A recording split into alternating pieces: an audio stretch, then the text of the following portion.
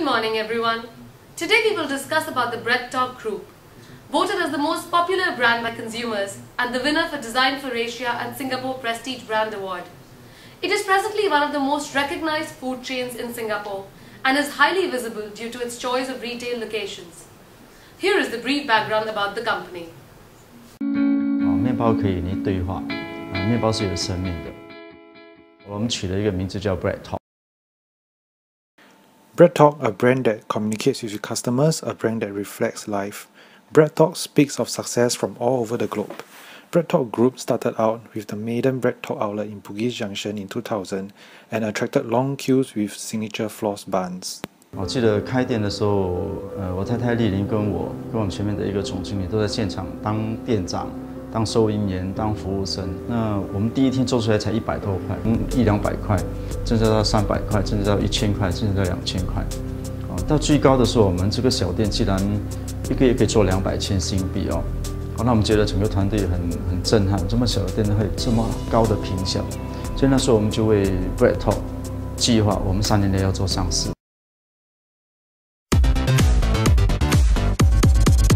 松松面包从第一天推出呢，就很受到国人的爱戴哈，大概每10秒钟卖出一个松松面包。那到至今为止呢，我们大概的一个统计就是卖了5000万多个松松面包。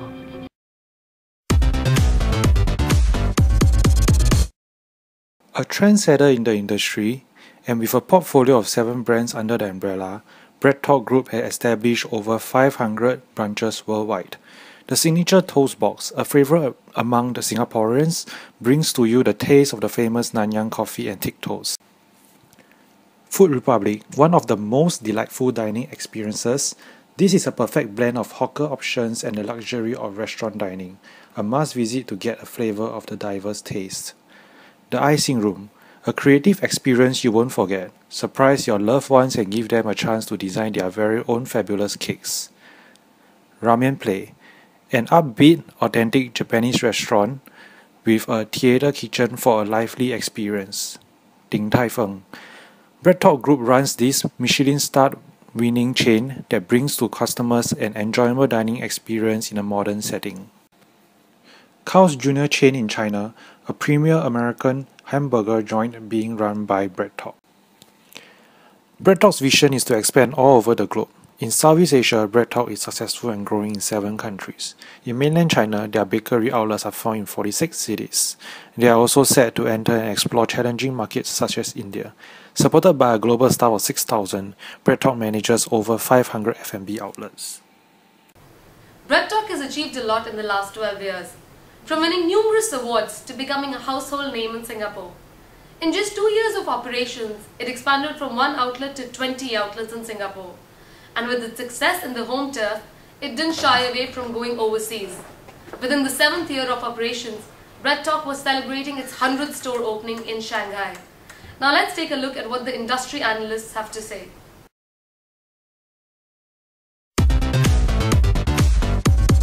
In just 10 years' time, BreadTalk has transformed from Singapore's local bakery into Asia's leading food and beverage group, covering 8 brands. Its success is not a miracle and it's imitated. There are some core competencies behind its success. The first to mention is its innovation. It has been sticking to its vision to be the trend-setting lifestyle brand. It has not only been innovative on the ingredients and the taste of the food it provides, it has also taken bold strides in introducing new food culture with revolutionary changes. But as for its fellow competitors like the Four Leaves, the Food Conjunction and the Crystal Jade, they're just the fast followers in this market. In addition, BreadTalk has a very special marketing positioning. It targets and the premium consumers in this market. For example, among the bakery industry, BreadTalk and Bread Society are the top brands. Among all the ramen restaurants, Ramen Play is the top choice, even for the food courts, though the target customers are the mass.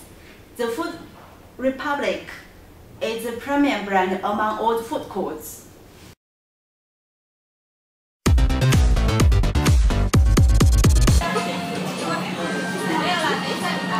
Hi, this is Jack reporting from Din Tai Fung. This is the high-end Michelin star restaurant in BreadTalk portfolio. It's lunchtime and the place is absolutely buzzing. You can find every table here will order xiaolongbao, a very famous Chinese snack. People here are crazy for its juicy filling and intoxicating sense. Today I ordered xiaolongbao, fried rice, and chicken noodle. All of them are just fantastic. If you haven't tried them, you are missing out. Mind you, the bill here will be $20 to $30. Anyway, excuse me while I'm getting back to lunch. Let me have a look how it tastes. Really awesome.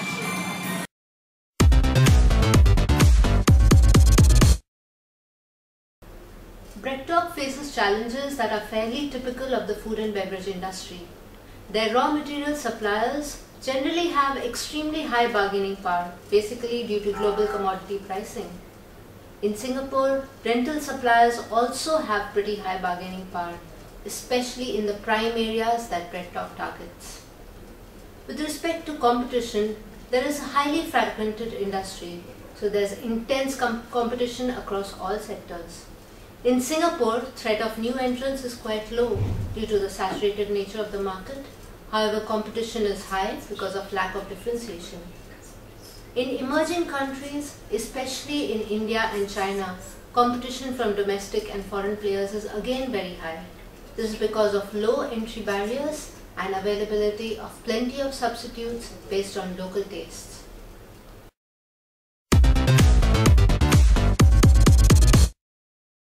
BreadTalk's like a really nice place to hang out with your friends when you're bored, but I wouldn't come here every day because it's a little expensive. I don't favor BreadTalk as such. I would go to any place where I can grab a quick bite. I'm like the loyal customer of BreadTalk. It reminds me of my childhood. It's really amazing. I like to come to BreadTalk because there are always new products and they have something new to try.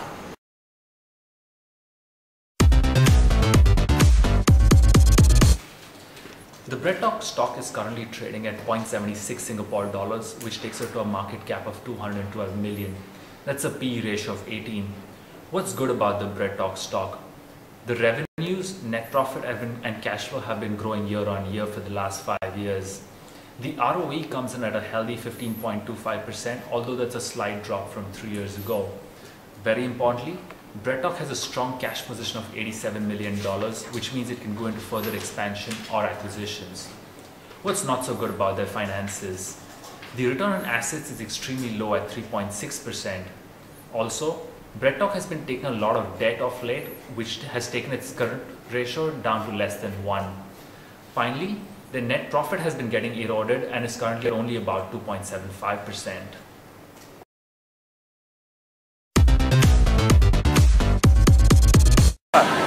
When the first time I stepped into a BreadTalk store in Shanghai as a typical router, I was totally attracted. That's cozy and clean environment, shiny decoration, and different kinds of little cute creature and face. Yes, it looks they were talking to me. Eat me, eat me. Look at these beautiful little things. Young tomato, roadhog, and the most famous flaws. All of them are from the consistent innovation of chefs. How about taste? Let me have a try.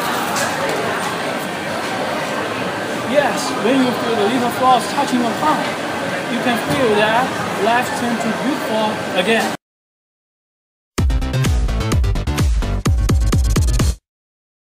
Things do look good on the surface, but underneath there always are some problems brewing. With over half of BreadTalk's revenue coming from Singapore, one of the main challenges that the enterprise faces today is the saturated level of the Singapore market. The number of providers here is growing at a much more rapid pace than what domestic demand requires. Another challenge as BreadTalk tries to go global is competing against established local brands in these new markets, which already have access to a good supplier network and cheap labor. Along with expansion come additional dilemmas. Since a large part of the business is outsourced to franchisees, quality control and brand image become of penultimate importance.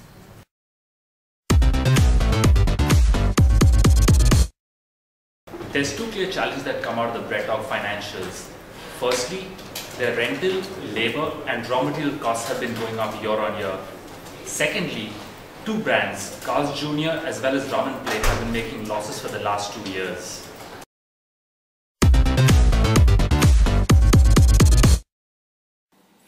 Hi, I am here today to make some recommendations. In response to the saturated market in Singapore and Hong Kong, BreadTalk have took the correct approach in venturing to developing markets, especially China and India. But these two markets have its own problem. In India, expansion have fallen behind expectation. There are only 8 outlets, short of the projected 40 outlets. BreadTalk could seek a stronger partner in India, like Lavazza. Taking full ownership is not advisable, given the limited knowledge they have of the market. In China, expansion is at an exponential rate, but they face competition from Taiwan and Japanese bakeries, which BreadTalk originate their ideas from. Efforts have to be made to design and cater products specific and unique to the targeted customers to increase same-store sales. Now we look at the second recommendation. In terms of the conflict between quality control and business expansion, BreadTalk could take a break from brand expansion and focus on depth of existing brands. Underperforming brands like Carl's Jr. could be retained for another few years to understand management from a franchisee's perspective in China. Ramen Play could also be retained for ramen eating culture to hit China. In managing franchises, BreadTalk should stop buying out profitable franchisees. Allow the business to grow and maintain a long-term and sustainable relationship. Now, let's invite Ankit to give some inputs as well. Considering the rising competition prices in the market, it has become very important for BreadTalk to continuously innovate its business. Let's look at the concept of healthy foods. As per a recent Euromonitor report, customers are willing to pay an additional 10 to 15% premium for healthy foods. Why not BreadTalk tap this opportunity and differentiate itself from the competitors, especially the independent food resellers, who find it very difficult to source raw materials? Secondly, look at the concept of biodegradable packaging. This will just help BreadTalk associate its brand image with an environment-friendly brand. Thirdly, why not BreadTalk come up with a cafe sort of a concept? A pilot French cafe sort of a concept would help BreadTalk use this opportunity to not only use its existing offerings, but also provide them with a business opportunity to extend their offerings to the customers. And BreadTalk can use this to further distinguish itself from the existing bakery business. Considering the rising revenues, BreadTalk can use these certain opportunities to increase their profits and certainly grow faster than their competitors.